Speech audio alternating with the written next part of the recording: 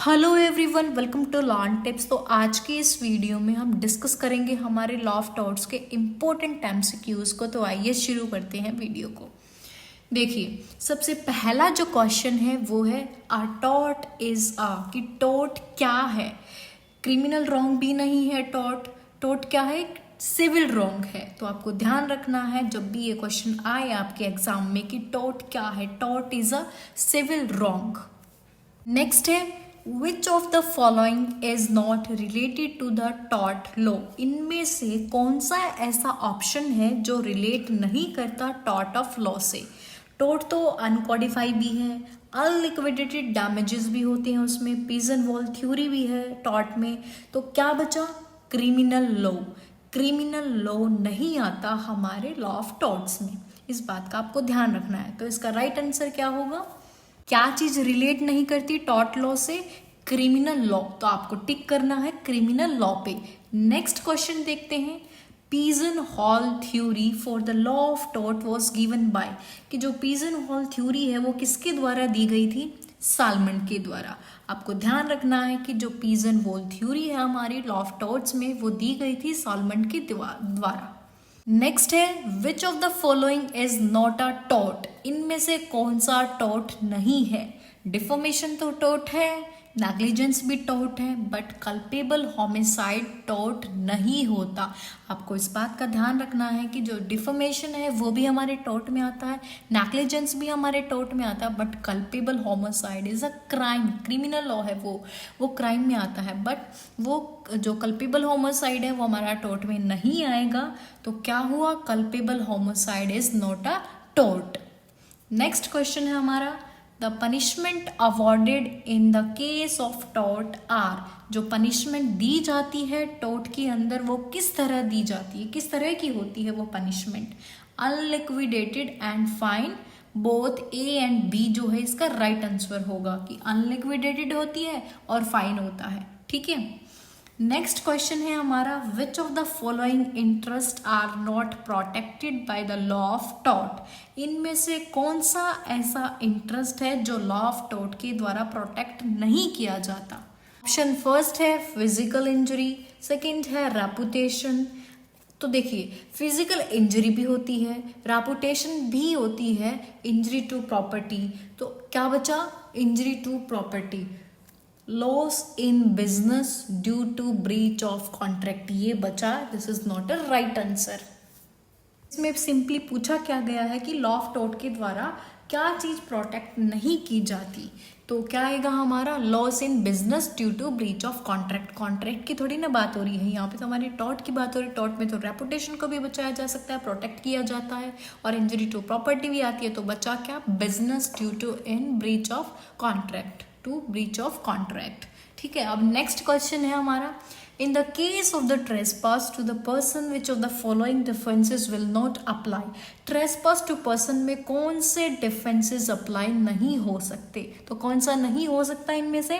Contributory negligence. आपको ध्यान रखना है जब भी ये क्वेश्चन आ जाए कि इनमें से ट्रेसपास टू पर्सन में कौन से डिफेंसेस अप्लाई नहीं हो सकते? Contributory to negligence. ठीक है, कॉन्ट्रीब्यूटरी नेग्लिजेंस। नेक्स्ट क्वेश्चन है हमारा अनलिक्विडेटेड डैमेजेस मीन्स, कि अनलिक्विडेटेड डैमेजेस का मतलब क्या होता है? Damages to be assessed by the court as these are not predetermined.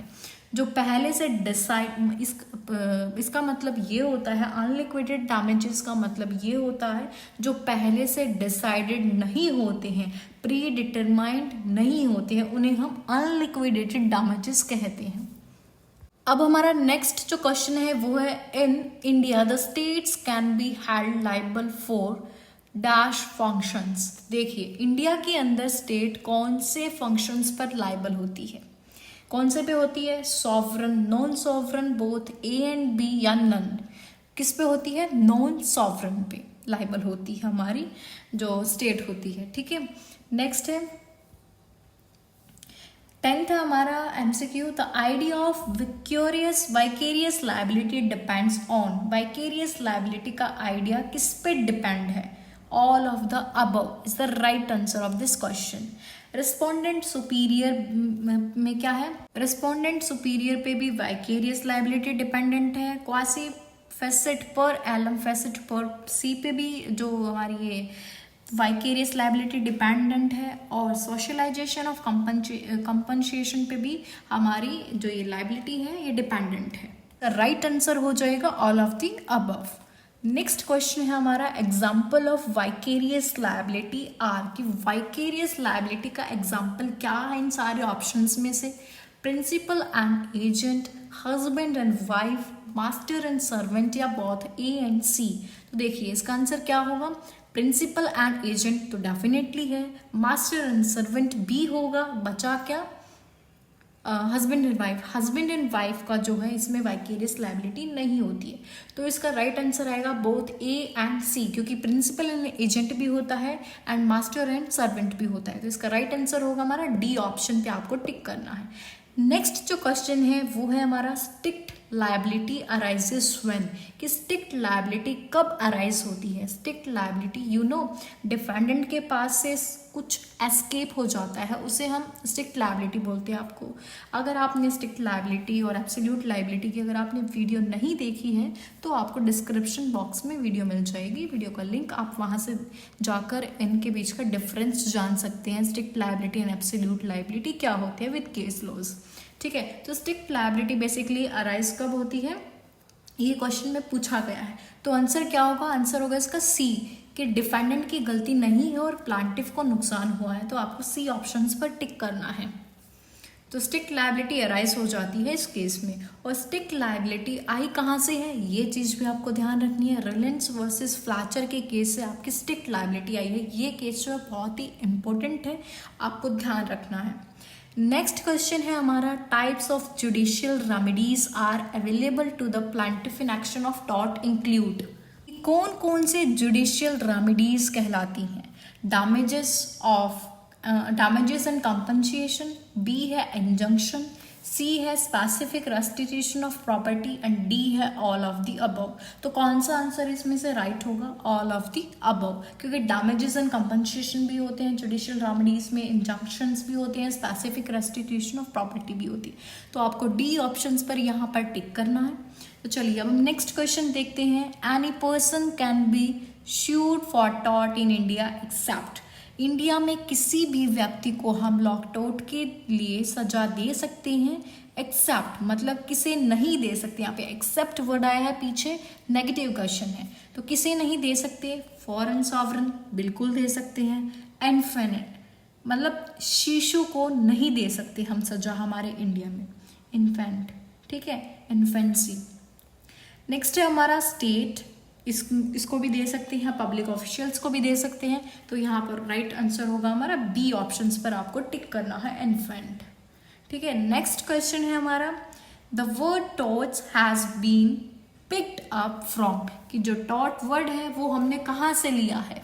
जो टॉट वर्ड है हमारा वो लिया गया है लेटिन वर्ड टॉटम से, right answer is B, B option पर आपको टिक करना है कि जो टॉट है वो टॉटम वर्ड, लेटिन वर्ड है, ये टॉटम वर्ड से यहाँ पर टॉट को लिया गया, लेटिन वर्ड टॉटम से, ठीक है, आपको ध्यान रखना है। नेक्स्ट जो क्वेश्चन है वो है 16th, section 2 sub clause M of limitation act defines टॉट एज, इसका राइट आंसर होगा a civil wrong which is not exclusively breach of contract और ब्रीच ऑफ ट्रस्ट।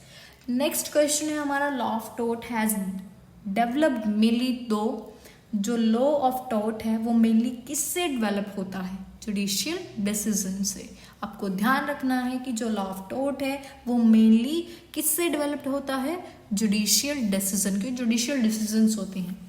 नेक्स्ट जो क्वेश्चन है वो है हमारा the propounder of pigeon hole theory is, pigeon hole theory किसने दी थी, प्रोपाउंडर कौन है पीजन हॉल थ्योरी का, सालमंड ने जो है ये पीजन होल थ्योरी दी थी, आपको ये ध्यान रखना है, इंपॉर्टेंट क्वेश्चन है। नेक्स्ट है हमारा, नेक्स्ट एमसीक्यू है ubi jus ibi remedium means, इस मैगजीन का मतलब क्या है, there is no wrong without a remedy, ubi jus ibi remedium means, तो देखिए इस मैगजीन का मतलब है there is no wrong without a remedy.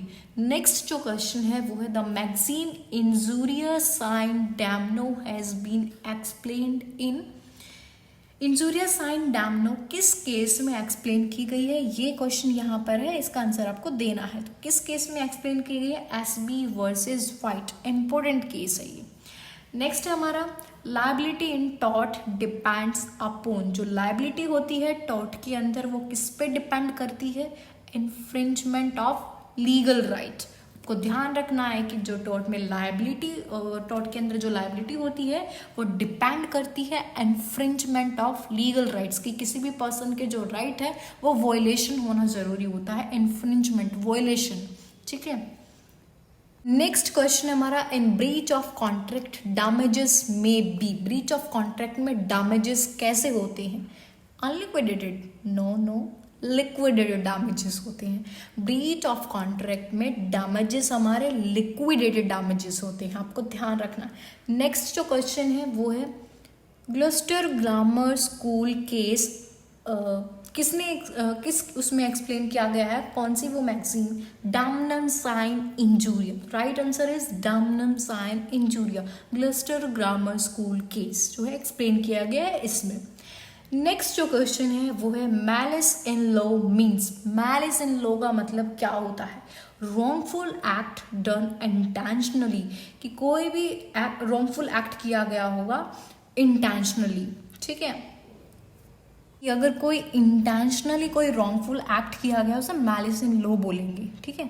अगर आपको पूछा जाए malice in law means wrongful act done intentionally पे आपको उस ऑप्शन पर टिक करना है, ठीक है। तो गाइस ये थे हमारे आज के कुछ important MCQs law of torts के। होप सो आपको वीडियो जो हेल्पफुल लगी होगी। अगर आपको वीडियो हेल्पफुल लगी then do like, share and subscribe the channel for more videos. Thank you for watching this video.